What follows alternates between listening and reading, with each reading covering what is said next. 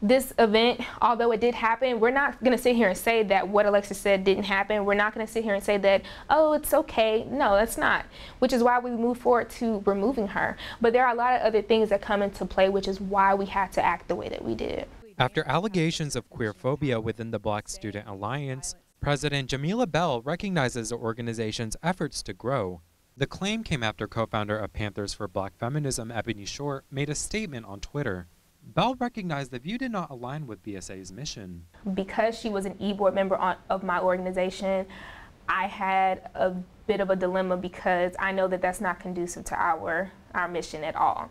That's when Bell went to Short for advice. I specifically reached out to Ebony because I know that they are queer identifying, and I know that they would be a really good person to reach out to when talking about intersectionality. So, and I reached out to Ebony often. Whenever we were trying to have trouble centering queer people, I would reach out, hey, am I doing this correctly? Does this seem inclusive? I wanted to make sure that I was doing the right things, and I think that's what I thought I was doing when I reached out to Ebony initially. Bell says the organization advanced in the process of removing Smith, which took 2 weeks, until they held an in-person meeting with Smith. In that meeting, Alexis redacted her statements and said that she was willing to grow and move forward. We felt as leaders that in order to become better, we wanted to allow her to keep her position. The reason we took her power away, though, is because you're still not 100% where we need you to be in advocacy. We can't allow you to interact with members and to, suggest policies or anything that has to do with the organization. But we wanted to keep her close so that we can continue to have her be educated. Since the term limit for BSA's board members operates under a calendar year, Bell says the decision was the easiest transition as this year comes to an end. The position is in December. There wasn't really much else for Alexis to do within the organization as the semester was winding down, and we felt it was the most seamless and transition that we could think of. And we wanted the whole situation to be a learning experience. We really wanted to take it serious, and that she knew exactly what she was saying and the action behind those words. So that's why we was really being very careful with how we handled the whole situation. In an interview, Short said Smith dropped the ball on a pride-related event. Bell said it happened differently.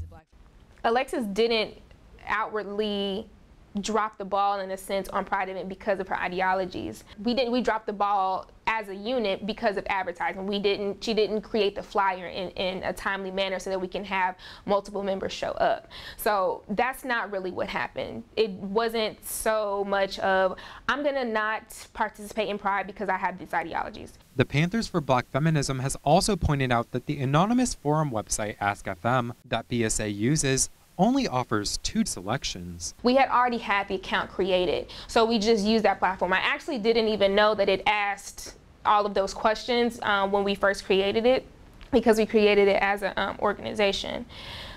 So when that critique was put out, of course I understand the difference between sex and gender. One is anatomical, the other is about identity.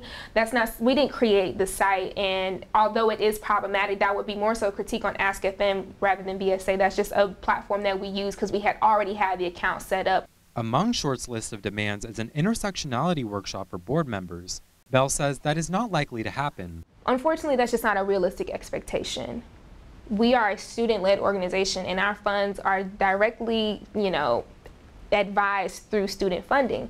And that's not something that would even get authorized because it was never something agreed upon in the first place. Also, I don't think someone to teach intersectionality has to be Black, queer, and trans, considering the person who coined the term was a Black cishet woman. Another demand by Short is for members to take an oath that they will never be called out on queerphobia again. Bell says they are more focused on action rather than words. I don't think taking an oath can promise anything. I think action is more important. People can say in whatever they want to, and I don't think an oath is something that we're interested in, only because that's words, and I'm more interested in doing the work. I'm more interested in making sure our organization is for all Black people at all times. And I'd rather vet the next e-board specifically and very strategically than just raise my right hand and say an oath as if that's going to do anything. We will be following this story for further developments. I'm Kevin Sanchez for Panther Report News.